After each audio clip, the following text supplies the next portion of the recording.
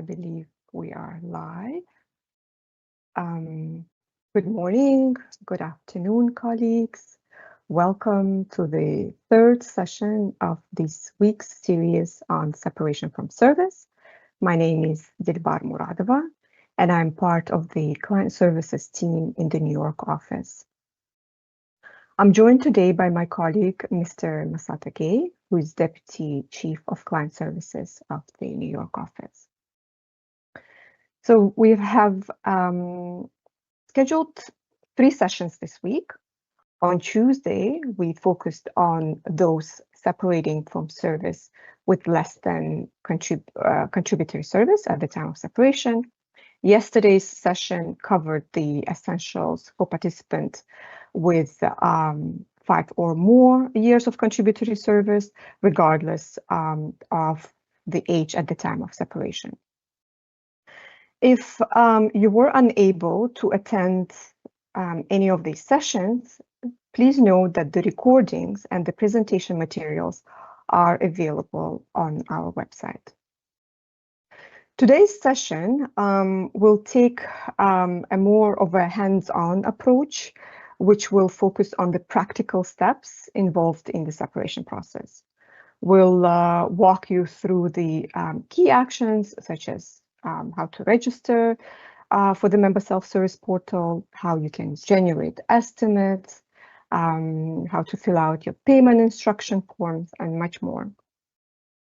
There won't be slides today, maybe 1 or 2 at the end of the session. We want to do a live demonstration within the portal. And at the end of the session, we'll open the floor for your questions that are related to the practical aspect of the separation. And we really hope that you will find today's session informative. All right, with that, I will start sharing my screen. So most of you by now should have registered for the Fund's Member Self-Service portal. As you'll see in a moment, it will be a key tool during your separation. It will give you an insight of the pension information that we have on file for you as it was reported by your employing organization. So it's very important that you have registered by now. If not, you can do so easily by going to our website, which is www.unjspf.org. And under Resources tab, you can find a page called About Member Self-Service. There is also a second way to access it by going to Member Self-Service login button here, but you can do so easily. If you have never registered, I would suggest that you visit this page first, About Member Self-Service. So once you click here, it gives you 2 options. If you have already registered, you can log in. If not, click on this button here to register. In order to register, and here you will click this link. And after having read the terms of service, click Agree. You will need to know your unique ID number, which was assigned to you at the time when you joined the fund's participation. You'll also need to enter your last name, again, as it was reported by your member organization to the pension fund, and your date of birth. After you validate, you will need to answer a series of questions that you will need to answer in case you forget your password and you need to reset it. One important key here is that when registering, please use your personal email address, because if there is ever a need for you to reset your password, we will be sending instructions to the email address that you used during your registration. If you use your work email and you separate and you don't have access to that email, that might create a bit of an issue for us to assist you with your MSS password. So always use your personal email address to which you will have access after you separate from service. I will not go through this step. I'm just going to go back to the page. If you do not know your unique ID number, you can always request one by emailing us to this email address. It's here. So if you're a participant, there are some additional instructions. If you're a participant and requesting your unique ID number, please use your UN professional email address, which will help us verify that it's indeed you requesting this number. And if you are a retiree, then there is some other information that you need to include. But for active participants, please email us to this email address from your UN email address. If at any point you need assistance with your member self-service, whether it's to register or you forgot your password, or you enter your date of birth or your last name, but it gives you an error saying it does not match what we have on records for you. You can contact us for support by either calling us to one of the toll-free numbers that are listed on our website, and you can do so 24 hours, 5 days a week, Monday to Friday, or you can email us by emailing us to this email address, or you can fill out the online form by filling out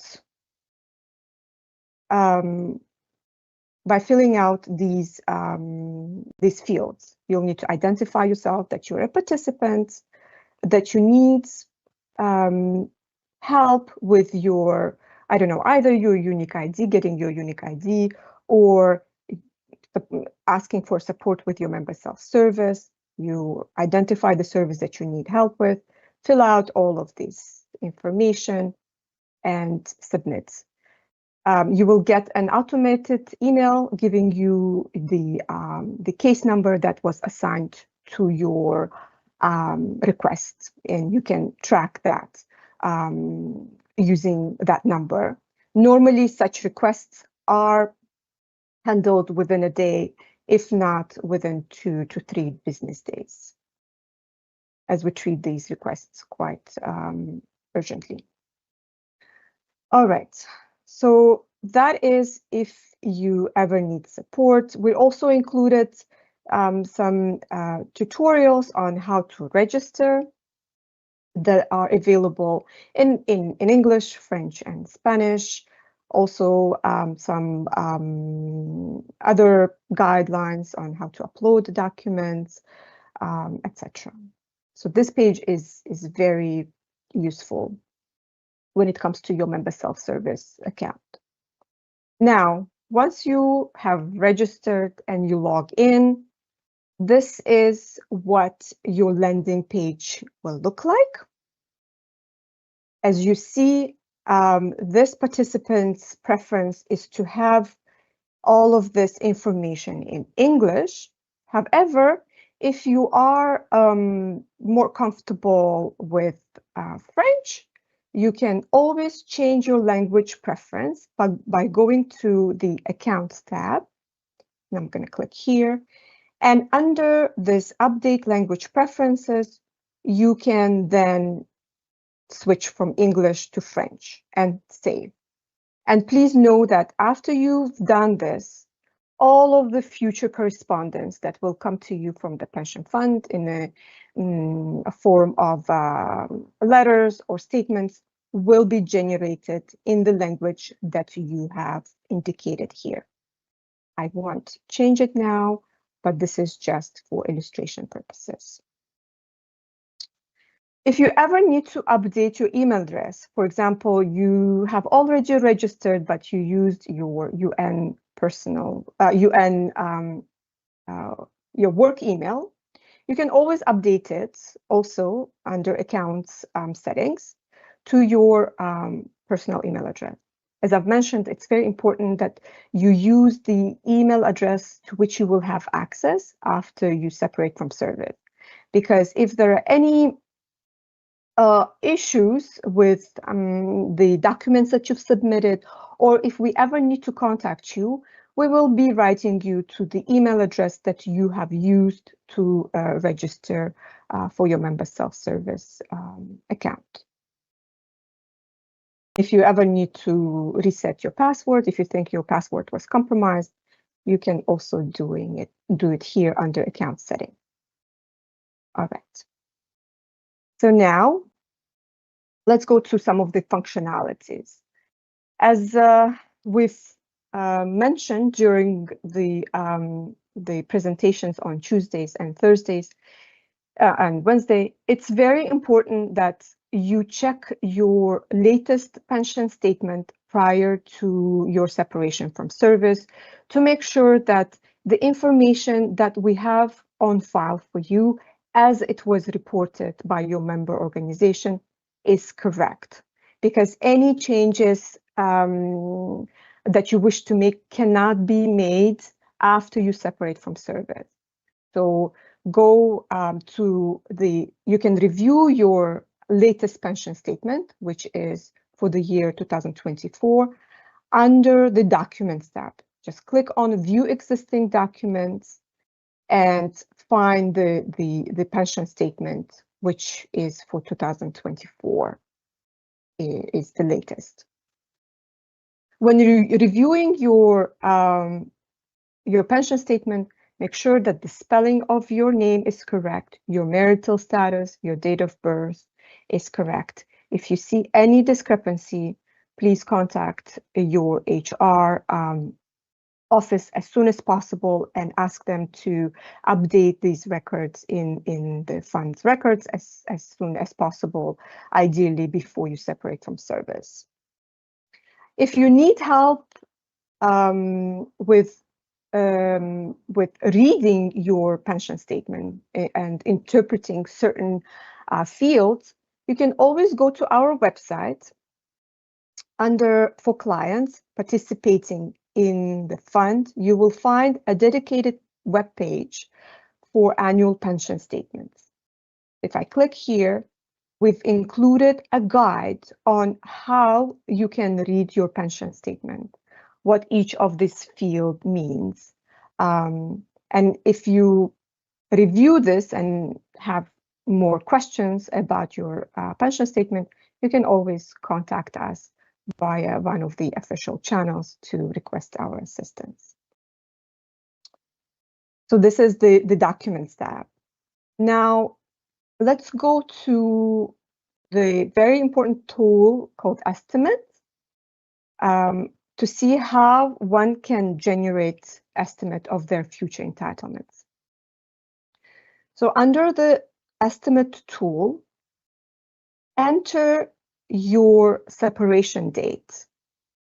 If you are, for example, separating at the end of this year, you will put 31 December 2025 and leave the fixed lump sum amount field blank. If you are entitled to a lump sum, your estimate will show you the maximum lump sum that you're entitled to.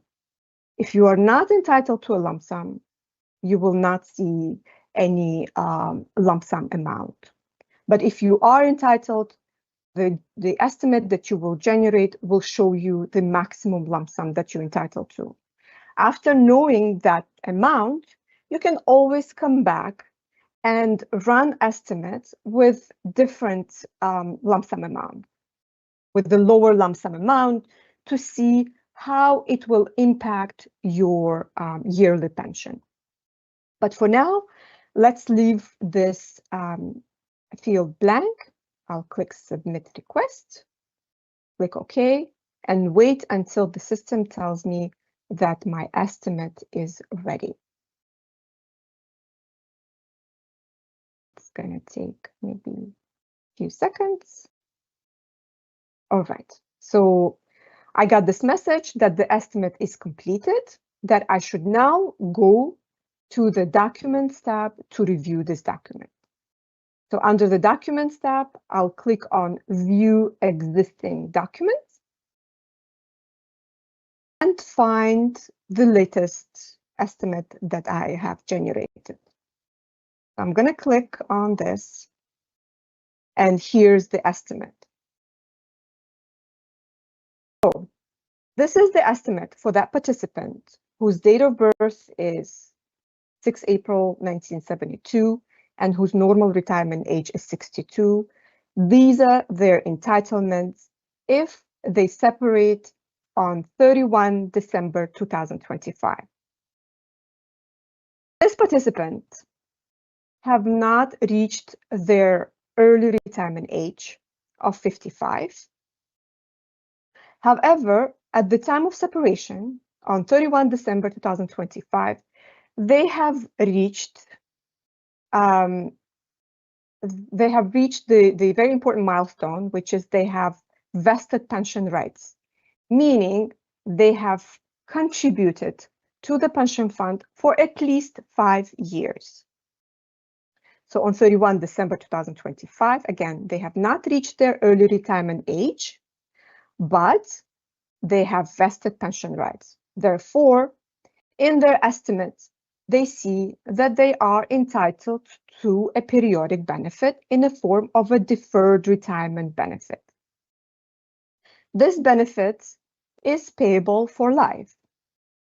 However, the fund cannot pay this benefit until this participant can reach their early retirement age. So the value that this estimate shows is at their normal retirement age. So if they wait until they turn 62, they can claim around 43,000 per year. And this is paid monthly. So 1/12 of this will be paid to the bank account that they instruct us to pay to. Again, this amount is paid at their normal retirement age of 62. They can claim it at the age of 55 as of their early retirement age, but just as it was explained yesterday, because they're claiming it earlier, a reduction factor will be applied to account for the fact that they will start receiving this benefit before reaching their normal retirement age, and will probably benefit for it for a longer period of time. The estimate tool, unfortunately, cannot give you the estimated amount of the deferred retirement benefit payable at 55. If you wish to know this, please contact the fund so we can provide you with this estimate. But for illustration purposes, if someone separates from the pension fund with vested pension rights before reaching their early retirement age, they will see that they are entitled to a periodic benefit in the form of a deferred retirement benefit, and the amount that is shown here is payable at the age of 62. With this benefit, there is no child benefit payable, and there is no lump sum. However, there is prospective survivor's benefit attached to this. So should your survivor, should you predecease, or should this participant predecease their survivor, the annual value of their survivor's benefit will be half of their deferred retirement benefit. This participant also has a second option. They can elect to receive a withdrawal settlement, which is a one-time payment consists of your contribution and interest that you've earned up until your date of separation. If we pay you this benefit, you settle your relationship with the pension fund, so nothing else will be paid to you or your survivors. And again, just to mention, it's very important that you understand that a withdrawal settlement never includes organizational share. So what you will receive in the form of a withdrawal settlement is your own contribution and interest that you've earned on this contribution. If you have more than 5 years, then you will receive an additional 10% for every year in excess of those 5 years. So that's one of the estimates. Let's say this participant wants to work for another 2 years and separates on 31 December 2027. Let's see what their benefit options will be at that time. Again, I will leave this fixed lump sum field empty. If there's any lump sum payable at that separation date, I will see the maximum amount, and we can always come back and put a lesser amount if we wish. Submit.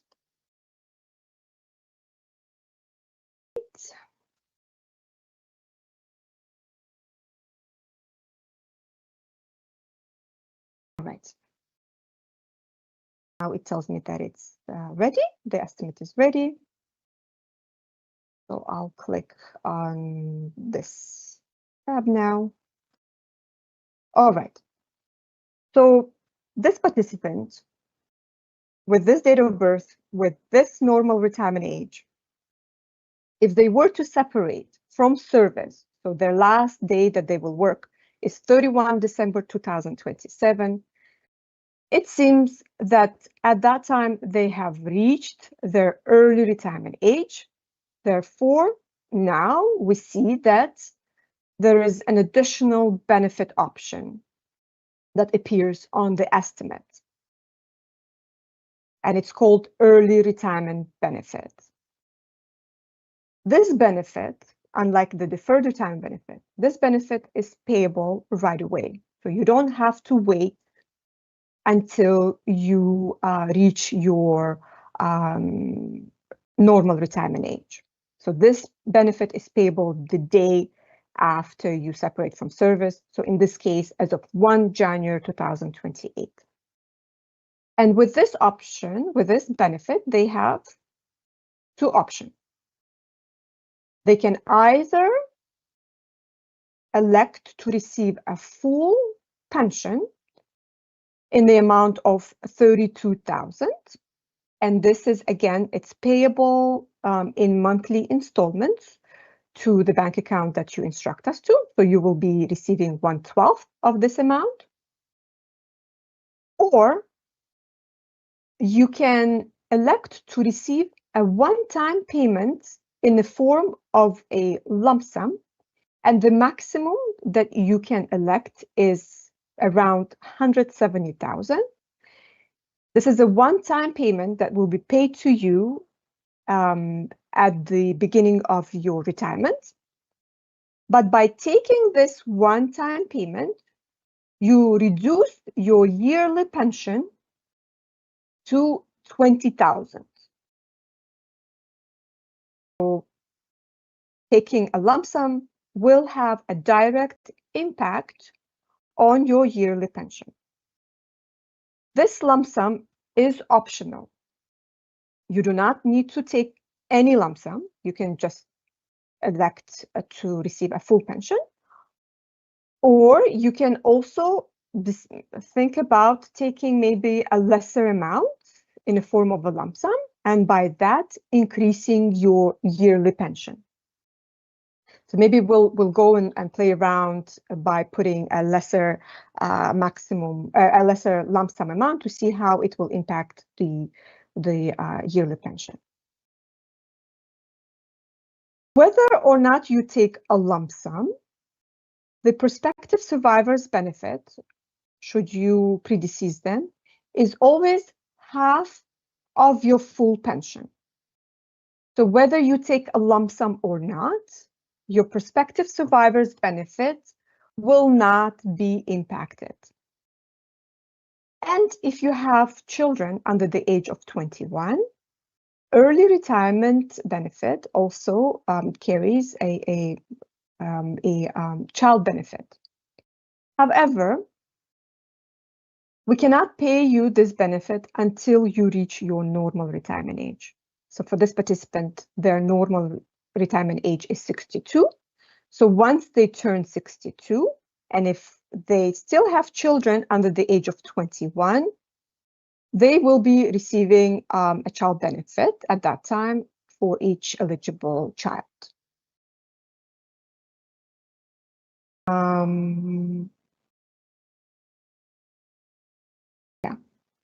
And if you have a disabled child, that actually benefit, and they are recognized as disabled by the pension fund, the child benefit, a disabled child benefit, is then payable actually right away with your early retirement benefit.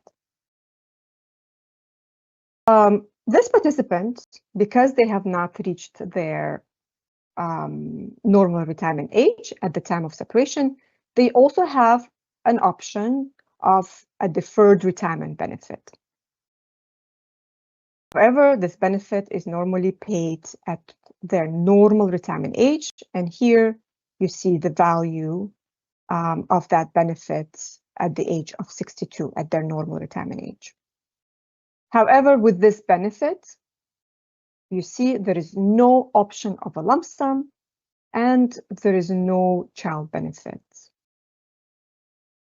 So one should really assess what they want to do, whether they want to start receiving their early retirement benefit right away in the form of, I don't know, if it's a full pension, 32,000, or wait until they reach their normal retirement age and receive a higher yearly pension. So this is, again, up to you, which benefit you want to elect. And the third option is, again, a withdrawal settlement, to take a one-time payment that will settle your relationship with the fund, and nothing, if we pay you this benefit, nothing will be payable to you or your survivors. And then, so just to show you, illustrate how this fixed lump sum function works, I will put again 31 December 2027, knowing that that participant at that separation date is entitled to a lump sum, and I'll put 100,000 and see how it will impact their yearly pension.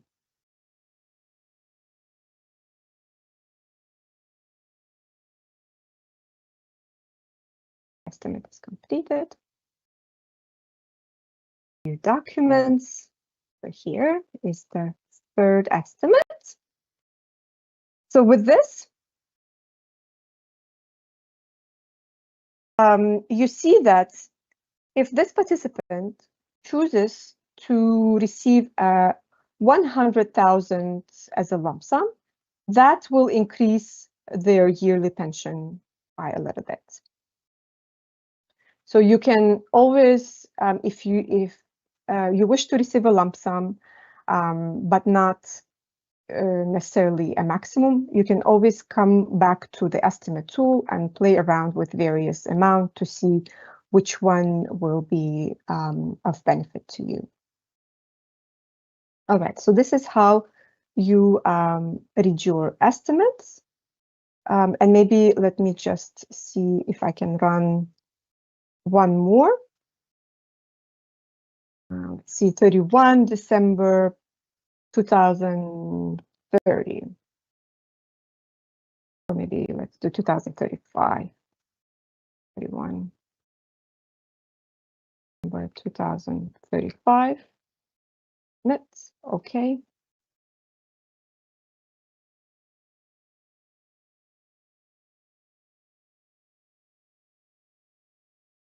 I'll go and look for that last estimate.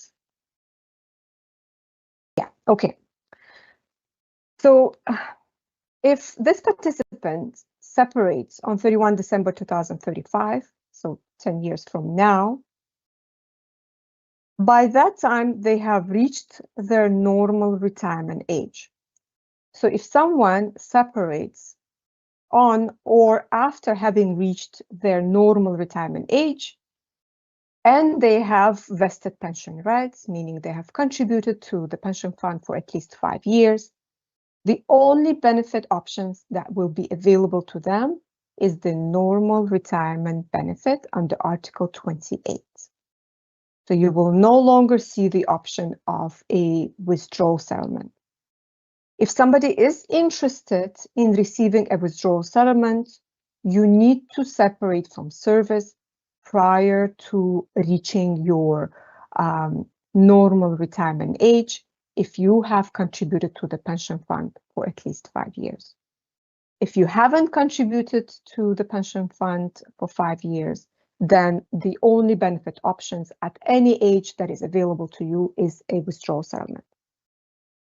So coming back to this estimate, this participant on this separation date, so if their last day of work was 31 December 2035, they have reached their normal retirement age. The only benefit option that they will see is the normal retirement benefit under Article 28. And with this benefit is payable the day after you separate from service. So it's payable as of 1 January 2036. And they have the option to receive a full pension in the amount of 79,000, or they can take a one-time payment in the form of a lump sum. And here again, we see the maximum lump sum that this participant is entitled to. And if they choose to elect a maximum lump sum, their annual pension will be reduced to 52,000. They have, at the time of the separation, they have still children under the age of 21. So they are also entitled to a child benefit, and it's also payable right away. So as of 1st January 2036. And as mentioned, whether this participant takes a lump sum or not, their prospective survivors' benefit is always half of their full pension. All right, so this is how you read estimates. Now we are going to move on to e-form tab. So here, under electronic forms, you will find all the forms that are official UNJSPF forms that our participants or retirees need with their pension holdings. So one of the important forms that we ask you to submit, either at the time of you joining the fund's participation or at the time of your separation, is A2 form. You can find this form under this tab. If you click on it, and this form is to designate a recipient of a residual settlement if it is ever payable, if it ever becomes payable.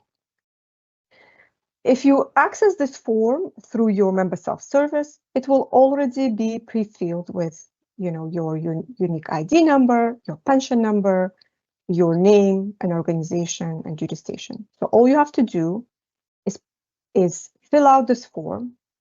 You can designate your recipients here. Make sure to include their contact information, which is up to date. So in case we need to contact them, we should be able to do so. Their relationship and the share. You can designate as many people or entities even as you wish. If this page is not enough if you have more than 4 beneficiaries to designate. You can also indicate them on the back of this form. However, make sure that you date and sign the back as well, and submit both pages to the pension fund. So once you fill this out, please print it, date it, and hand sign it. So it should be done with an ink. The fund does not accept electronic signatures. So if you put your electronic signature here, my colleagues will reach out to you to ask you to resubmit your form using your signature with ink. So once you've signed it, scan it to your computer and upload it inside your Member Self-Service, and we'll show you in just a moment how you can upload your documents using the MSS document upload function. You can also find here a payment instruction form. So if you're someone who is separating with less than 5 years, the payment instruction form that you need to fill out and submit to the fund is PENS E6. It's available in English and French, whatever language you are comfortable with. Please use the related form. So if I click on the PENS E6 form,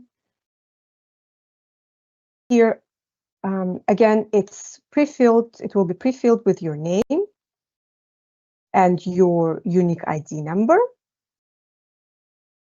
If you wish to defer a payout of your withdrawal settlement, you need to submit to the fund just page 1 of this form.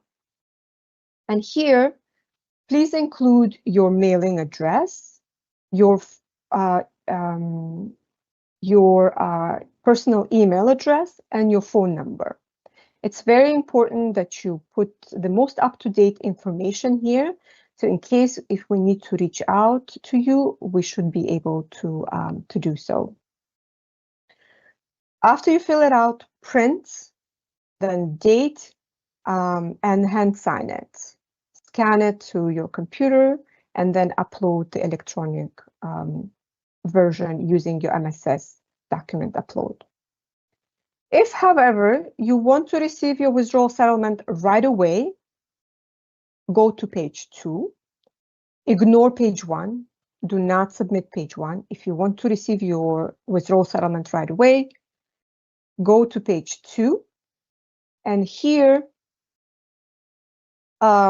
include your banking information, the name, the address, the bank account number, and also indicate which currency you want to receive your withdrawal settlement in, whether it's a US dollar, or if it's not, then it's click on other currency and indicate which currency, whether it's Australian dollar or euro or whatever you wish, whatever other currency you wish to receive your withdrawal settlement in.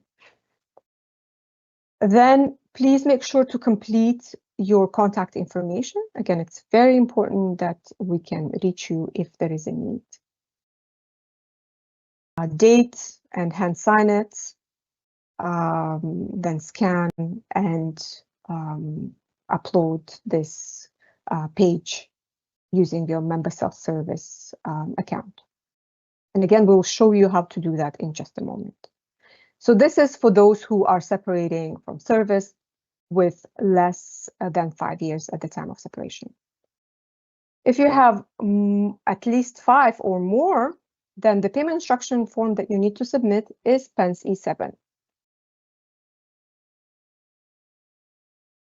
And it contains 3 pages. So if you want to defer the payout of your benefit, or if you still don't know which type of benefit you want to elect, Then you need to submit to the fund page 1 of your payment instruction form. And just like previously mentioned, you need to provide us with your updated contact information, date, and hand sign it, and then scan it to your laptop before submitting it to the fund. If you, however, already know which benefit you want to elect, then ignore page 1. Do not submit page 1 to the fund. Go to page 2 right away. And here, indicate which benefit option you wish to receive. If you want to receive, if you are somebody who has separated from service or is separating from service after reaching your normal retirement age, and having vested pension right in the pension fund, the field that is applicable to you is under A, retirement benefit for participants who have reached their normal retirement age. And here you indicate whether you want to receive a full pension or you want to receive a lump sum. If you want to receive a maximum lump sum, then just click here, just one button, and that's it. And then move on to the bottom of the page. However, if you want to receive a lesser amount than your maximum lump sum, please indicate this amount here. So in our previous example, if that participant wanted to receive 100,000 in the form of a lump sum, they would put 100,000 here and then click this button. Please make sure that you only click one, because if there is more than one clicked, then that may delay a processing of your benefit, because we will need to clarify with you which option are you electing. This is for those who have reached their normal retirement age with vested pension rights at the time of their separation. If you're entitled to an early retirement benefit at the time of your separation, just like with Section A, you have to let us know whether you want to receive a full early retirement benefit, or you want to receive a maximum lump sum, a one-time payment, and then the remaining in a form of monthly pension, or if you want to receive less than the maximum lump sum, indicate it here and click. And go to the bottom of the page, date, and hand sign it. If you want to receive a deferred retirement benefit, and if you want to receive it at normal retirement age, you click here. And if you, at the time of your separation, still entitled to withdrawal settlement and you wish to receive a withdrawal settlement, you will click here. It's very important that you date and hand sign this page. And the date on both page 2 and 3 should match. So it's very important that you complete the page 2 and 3 on the same day. After you filled out page 2, come back, go to page 3, and here you let us know which bank account you wish to receive your monthly pension. And it's very important that the account is under your name. Here you will provide the details of your bank accounts. If you want to receive, and if you're entitled to a lump sum and you want to receive it in a different bank account, then you will fill out this portion as well. If you want to receive your monthly benefit and lump sum on the same bank account, on the same bank account, you don't need to complete this portion. It's also very important that you indicate what currency you wish to receive your lump sum and your monthly benefit. If this is empty, we will assume that you want to receive these benefits in US dollar.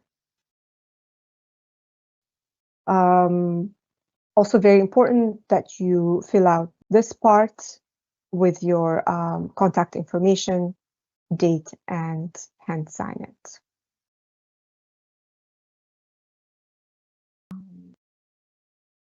All right.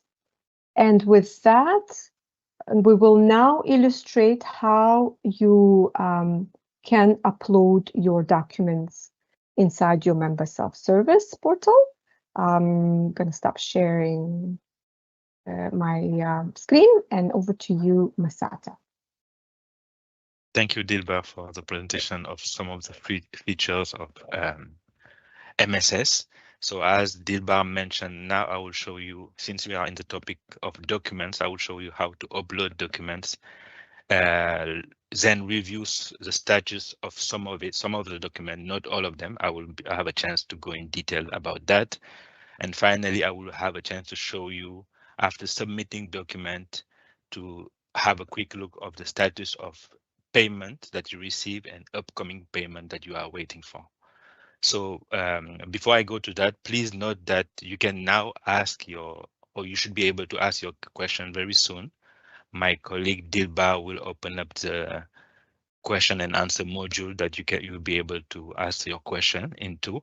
And once I finish presenting these 3 sections I just mentioned, Dilba will come back and answer some of the questions that you have pertaining to this presentation, meaning the use of MSS in the context of preparing for separation. So I will share my screen. Be able to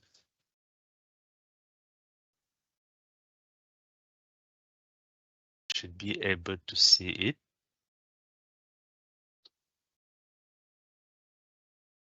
Is that the case, Dilba? Can we see my screen? Yes. Thank you very much. So Dilba just mentioned the e-form, so document that you can send to the fund in the context of separation. Dilba mentioned, for instance, the E6, which is the form we use when we want to separate with less than 5 years of contributory service. So how do you send this form to the fund? If you go to MSS document upload, this is where it happens. And as you can see, we have a lot of messages on the screen. I will just go to the key takeaways about this screen in particular and show you how to upload a document and see if the document that you uploaded is available to you. So once again, a lot of wording, but it's based on the experience of the fund about document, which is something that we receive a lot of, as you can imagine. So we put some information for the users. So this is to upload documents. First of all, it's not to ask questions. So it is only to send document to the fund. As Dilba mentioned multiple times, because it's very important, is you have to sign the document by ink, by hand. The fund does not accept electronic documents. So this is the first bullet point. I won't go into details onto all of those, but I will give you key takeaways that you need to see. So you really have to sign document, then upload them to the fund. The next information that is useful is the type of document that we accept. So it will be JPEG and PDF file. And those documents, you cannot upload more than 5 documents at a time, right here. And then the total size of the document should not exceed 5 megabytes. So once you try to upload document, you will receive error message if you don't fulfill one of these obligations. But this is some of the information that are useful for you. Another thing is your navigator that you use to actually access MSS and send us document. We noticed that it would be better to avoid Safari. So you can use Edge, Microsoft Edge, Google, anything but Safari, because from our experience, we had some issue in the past dealing with Safari. Once you upload document, and I will have a chance to show it to you soon, you will be able to see if the submission was successful or not. This will be done into the Outbox tab that I will show you soon. And finally, as far as document, you will have a chance to read all of this, but as far as document, we ask, and this is a best practice, not only for the fund, but in general, to keep your document at least 10 years after submitting them. Yes, we have received them, but you should keep a copy of whatever you send to the fund for at least 10 years for record keeping and other type of situation. So as I mentioned, you can read all of these, but those are the key takeaways as far as type of document, size, navigator to use, where to see if it's successful, and finally, please keep your document. So let's just say now I want to send a document. You can click in. You only have two options in here: upload document and Outbox. If I select upload document, I will go into this screen. It's a document submission. As you can see, there is a drop down, but you don't have other choice, so which is good. You cannot select anything in this case. And now you can upload a document. DILBA has a chance to show you that in e-forms, you have all documents that will be useful and that you can upload. And the advantages of taking this document in e-form, it's pre-filled, as DILBA has a chance to show you. So let's just say I'm ready to submit my, I'm living with less than 5 years of contributory service, and I'm ready to submit my document. I will click up. I will click on to choose file. This is a good example. I haven't chosen a file, so, and then I prepare a document for sake of time and efficiency. I select it, open, and then the document will be here. You are not done. Right now, you just only selected the file. You have to now upload it. If you made a mistake and say, oh no, this is not what I wanted to upload, you can delete it. But now this is my form. I know this is the correct one. I want to upload it. So I click on upload. There is a second screen that appears that will give you another visual to allow you to make sure to confirm your choice. So this is really the E6 that DILBA presented earlier. So I filled it already. I signed it by hand once again, and now I'm ready to upload it. So we ask you in this field description to actually mention what is this document about. And it might be a long list, but keep in mind that the fund receives so many documents, and if we receive it properly labeled, as you can imagine, it helps the indexing and receiving it on time and then getting back to you on time, which is great for everybody. So in this case, I'm doing a payment instruction form for less than 5 years. As you can see, I have E6 here, and I can confirm it here as well. So I select it, I then click the checkbox, and now it is time for me to send it. So once again, I selected my file, I uploaded it, then I I label it in a sense, and now I'm ready to send it. So I click on send. Document submission successful.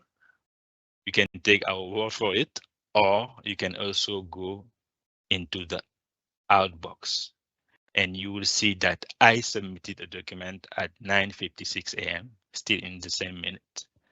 So you can select another document to submit, but this is the principle of it. So I will just quickly go back into this screen. Let's just say I go to my e-forms. I find another one that I want to upload, the A2 form, for instance. I upload it, complete it, sign it, And now I go back, I'm ready to submit the second one. Same principle, upload document, outbox. Outbox is to see what has been already submitted. Upload document is to upload a new document if necessary. I have to choose my file that I've already saved on my computer for record keeping as well. I will select it. Now it's here. It's only selected, not yet uploaded. Once again, I upload it.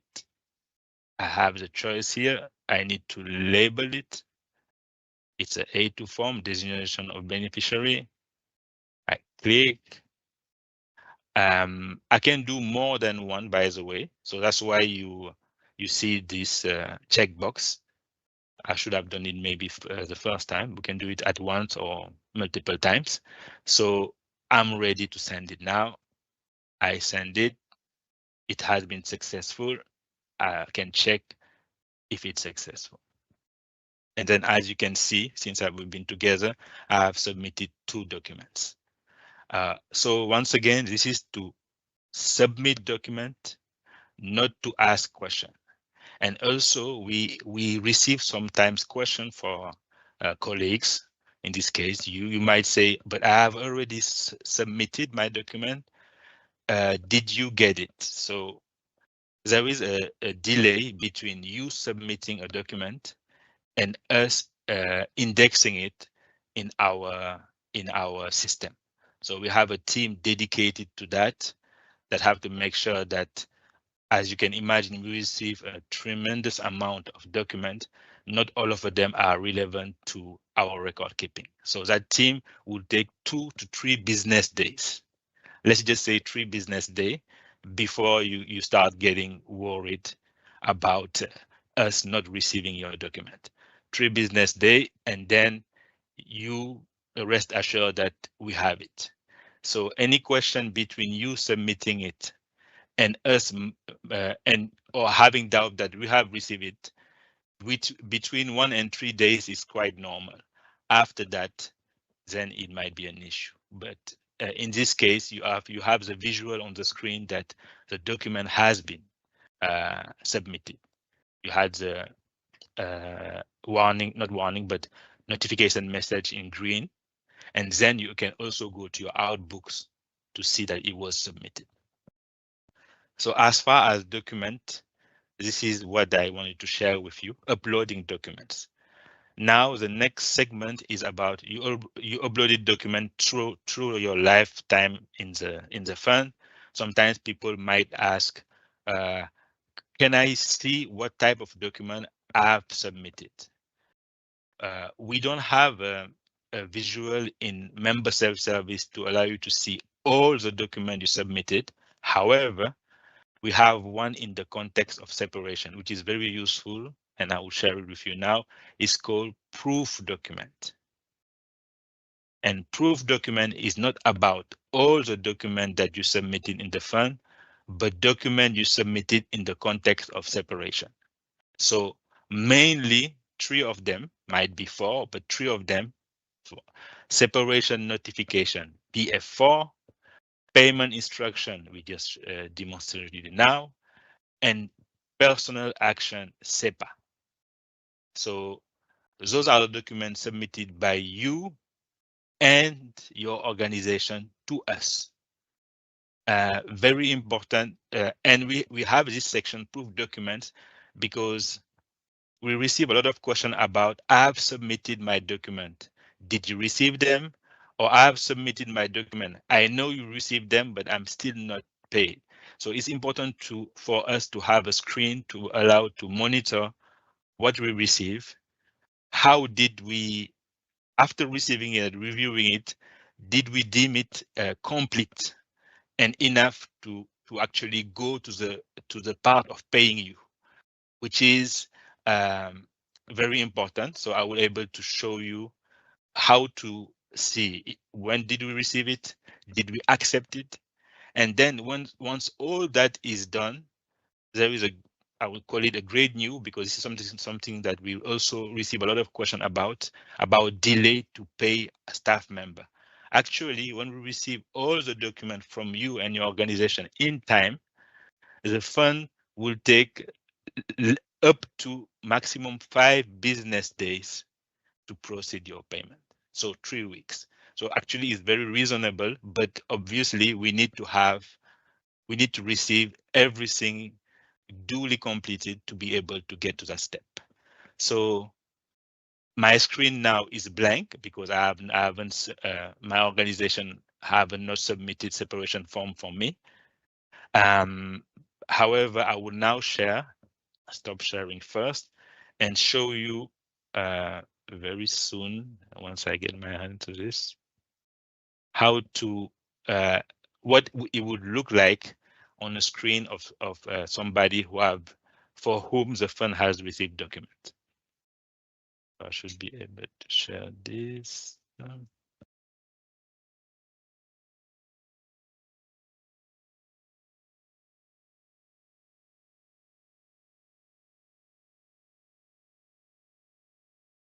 Sorry for the delay.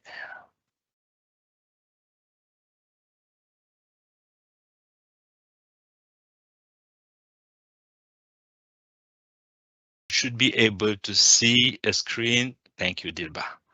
So as you can see, this is the same screen you had earlier. In my case, there was no document. However, once you and your organization submit document, it will look like this. So not exactly like this. You have to look at this in the context of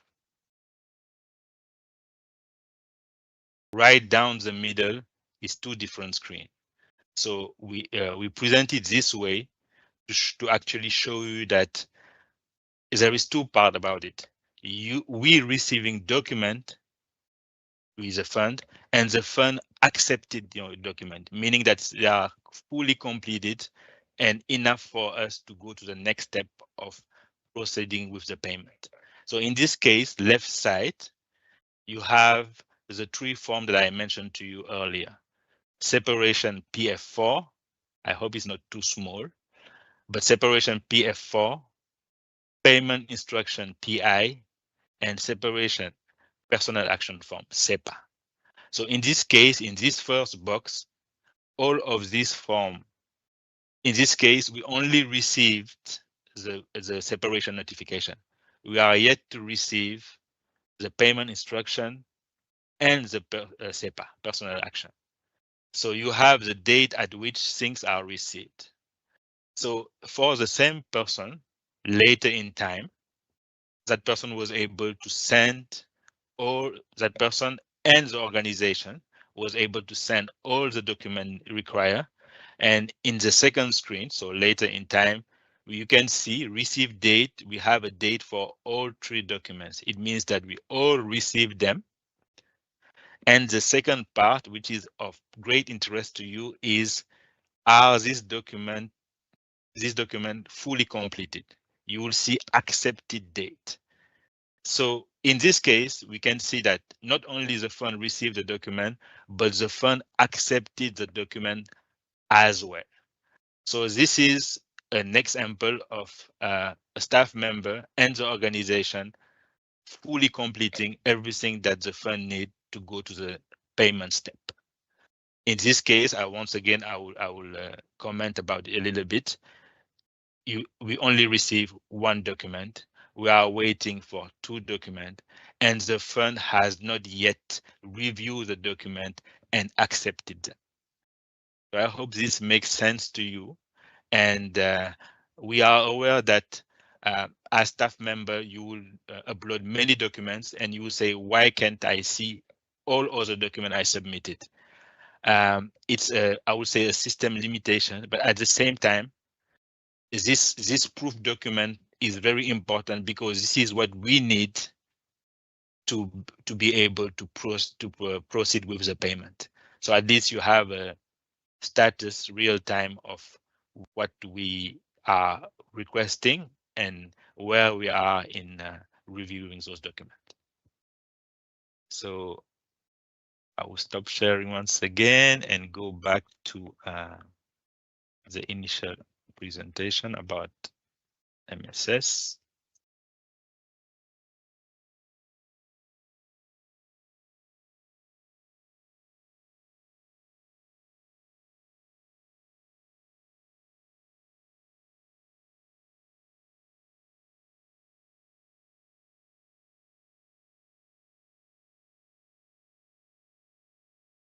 So back to your member self-service, and no document, because no document in this example. My last point before giving back the floor to Dilbar is the disbursement tab. So we have you have as staff member completed the form. You have submitted them. That's what we saw in MSS document upload. In proof document, anything relating to the separation documents, the 3 documents: separation notification, payment instruction, and finally SEPA. You have a status of where they are in time. And finally, after submitting all of them, you might have question about one. I have submitted everything. The fund has confirmed me through the proof document that they have accepted. Where might be my payment? In that case, the disbursement tab will allow you to see, we call it disbursement, but basically is payment made to the staff member. You have the section issue disbursement, something that has already been processed and sent, and you have pending disbursement. So this not only will allow you to see what have been paid to you, but what has been processed and is in the time between processing and getting to the bank account that you specify on your payment instruction. And even after retiring, in this case, I will talk about retirement. Even when you start receiving periodic payments, you will be able to have a look at what type of disbursement you may have. So this conclude my presentation. I will give the floor back to Dilbar. Please, Dilbar, if you want to add something, go ahead. Otherwise, I hope this is helpful to you. Thank you, Masata. Maybe if you can also go to the Documents tab and mention about the official benefit letter, or I can cover that.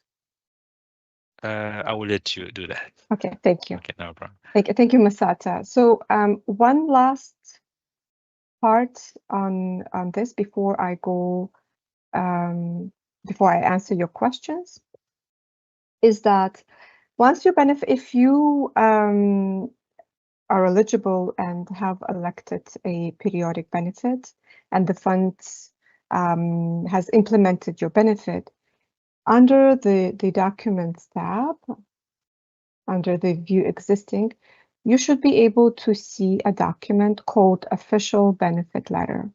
This letter will include the details of your entitlement, as well as the information about a lump sum if you have elected one. If there are any child benefit payable, it will also list that information in the letter. That letter is normally used for after-service health insurance. I believe you will have to present this letter in order for you to qualify for the health insurance. So you can access this letter using your member self-service, and you can find it under the Documents tab.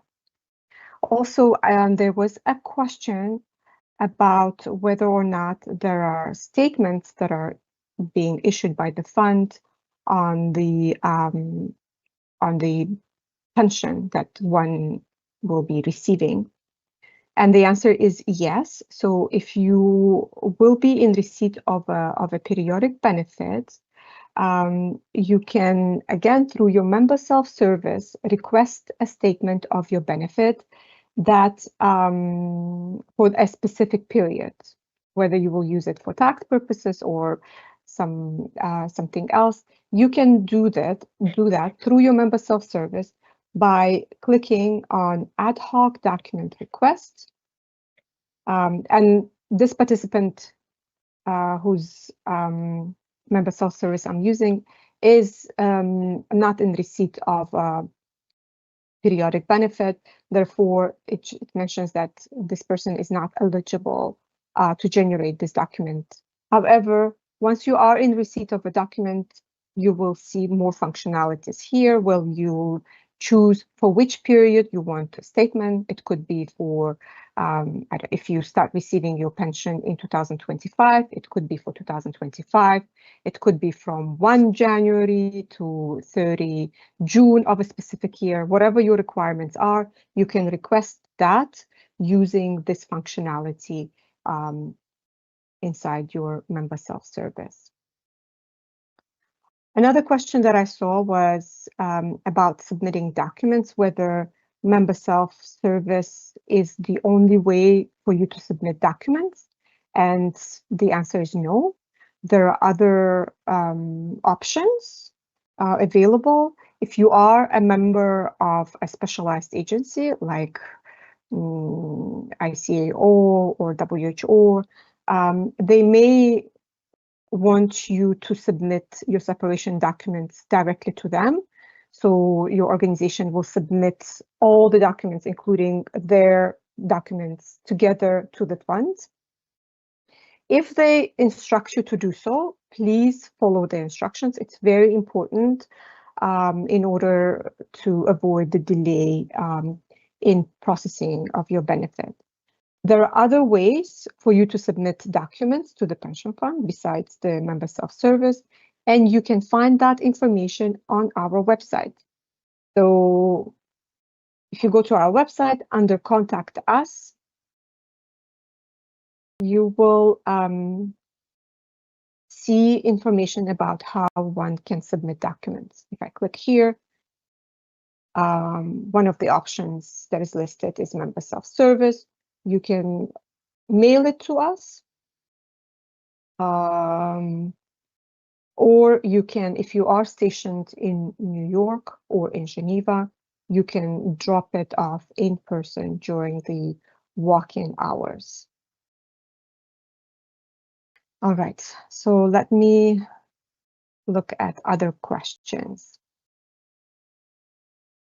If I opt for deferral of benefits, does it make any difference in the retirement amount I would receive yearly? I already reached my lowest early retirement age, but not my normal retirement age. So the type of benefit you are entitled to is determined at your separation date. So if you separate, let's say on 31 December 2025, and you want to defer the payouts for 1 year or 2, your entitlement is still determined by your separation date, which is 31 December 2025 in this case. Nothing will change in the amount or the type of benefit that you are entitled to. And then there are several questions about ASHA eligibility. Unfortunately, we are not in a position to answer any ASHA-related questions. I would advise you to contact your HR or ASHA office directly with any questions that you may have for them. There is a question about whether a local staff could be paid in US dollar. You could receive your benefits in any of the 18 currencies that the fund makes payments, including the US dollar. Can I nominate a minor child under 18 as my beneficiary? So there is some confusion around this. The A2 form is used to designate a recipient of a residual settlement if it ever becomes payable. And it's payable in the event of the death of our retirees or beneficiaries or participants. And if there are no survivors, one condition is that there are no survivors who are eligible to a survivor's benefit, And two is that we did not pay you or your survivors everything that you have contributed to the pension fund and interest that you've earned on these contributions during your active participation. So only in a case where there are no survivors, and if there is still money left in your account, would we go and look at the A2 form and look at who you designated to be the recipient of that residual settlement. And you can nominate anybody you wish on that form. It could be even an entity or any organization for that matter. All right. Once we start receiving the pension, how can we change the bank details? That's a good question. Let me share my screen once again. So you can do, once you are in receipt of a pension benefit from us, you can change your banking information, and the form to use for that purpose is called PF23. So you'll go to your Member Self-Service under e-forms, look for PF23. It's available in English and French. So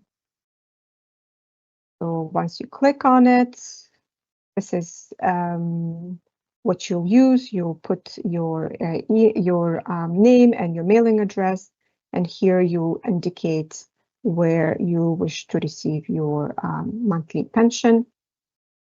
Please know that if you submit this form prior to 7th of the month, the change will take place for the payroll of that month. If, however, you submit these instructions after that date, the change will only be implemented the following with the following month's payroll. And how often is it possible to change? I would say no more than twice a year, just because it's a quite it takes a lot of effort and to change your banking information. So I would really stick to maybe once or maximum twice a year when it comes to changing your payment instruction. See what next.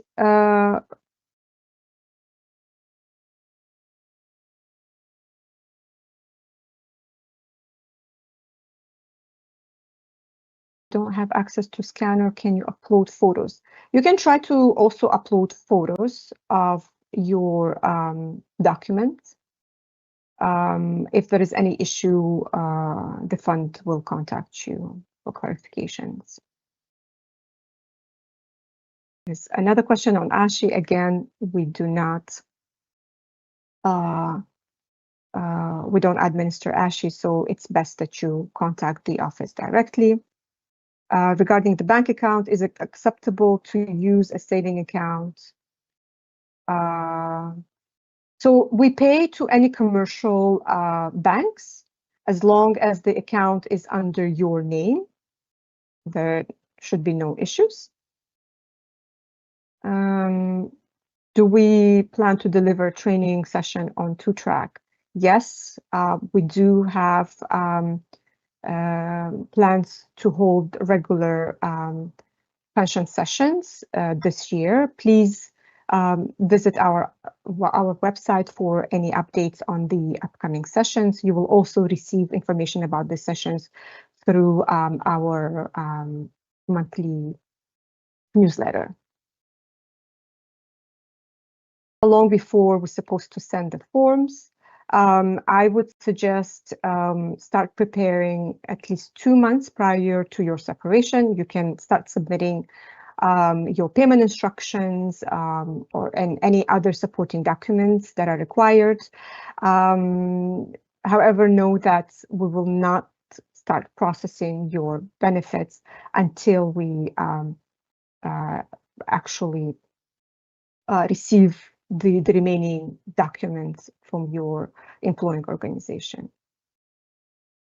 My MSS info currently has my work email. Should I change it now to my personal, even though I will retire on 31 December 2025? You don't have to change it now, but please remember to change your email address to your personal before you separate from service. And I think this is all. Masata, if I missed anything, please let me know. Or if you wish to add. And I think everything is fine. I was looking at the question at the same time. I think you cover everything. Great. Well, with that, I think we can conclude today's session. Just a reminder that next week we will be holding the same 3 sessions in French. And the recording of all of these sessions will be available on our website. If at any point after these sessions you still have questions about your personal files, please reach out to us if you are a member of a UN family. If you are employed by a UN agency, specialized agency, contact the SPC secretary. So thank you so much for attending. I hope you all found the session useful, and on behalf of the fund, we wish you all the best. Goodbye.